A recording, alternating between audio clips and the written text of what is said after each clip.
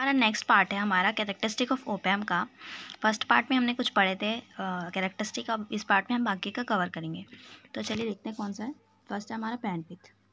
Bandwidth हमारा जो ओपैम का, चलिए पढ़ते हैं पहले। Open loop gain of an opamp is constant at all frequencies but falls off at high frequencies because of capacitive effects.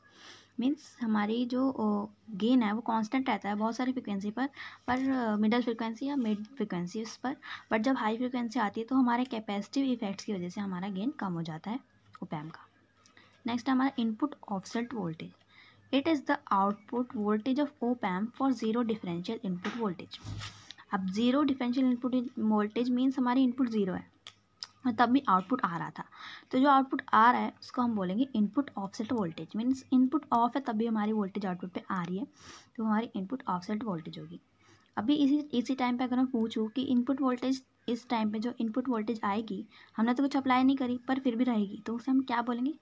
Common mode input voltage, जैसे हमने पढ़ा था पिछले लेक्चर में। नेक्स्ट क्या हमारा input bias current. At the input of differential amplifier, both the transistor must be provided with equal base bias current to keep the circuit balanced.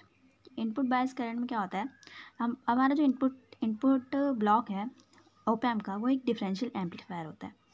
अब amplifier है तो उसमें 2-3 स्टेज तो होगी नहीं, डिफरेंशियल है मीन्स 2 इनपुट ले रहा है तो 2 उसके लिए हमारे ट्रांजिस्टर भी होंगे डिफरेंस कैलकुलेट करने के लिए, ठीक है। तो दोनों को एक इनपुट बायस करंट चाहिए ताकि जितना जो भी हम दोनों को इनपुट दें तो दोनों इक्वली एम्पलीफाई हो, किसी के साथ नाइंसाफ़ी ना हो। तो इसके लिए हमारे दोनों पे इक्वल बेस करंट जाना चाहिए, ठीक है। But due to manufacturing imperfection base currents are unequal. But क्या हो जाता है, दोनों के करंट अनइक्वल हो जाते हैं। तो इनपुट बायस करंट क्या होता है, half of the sum of the bias current taken by each input. तब जो दोनों ट्रांजिस्टर के पास जितना भी इनपुट जा रहा है उनका सम करेंगे और उनको जब हाफ करेंगे तो हमारा इनपुट बायस करंट जो वैल्यू आएगी उसे हम इनपुट बायस करंट बोलेंगे, ठीक है। इनपुट ऑफसेट करंट क्या है, अब यही जो दोनों करंट थे जो दो ट्रांजिस्टर के द्वारा लिए जा रहे थे उनका जो डिफरेंस होता है वही हमारा इनपुट ऑफसेट करंट होता है।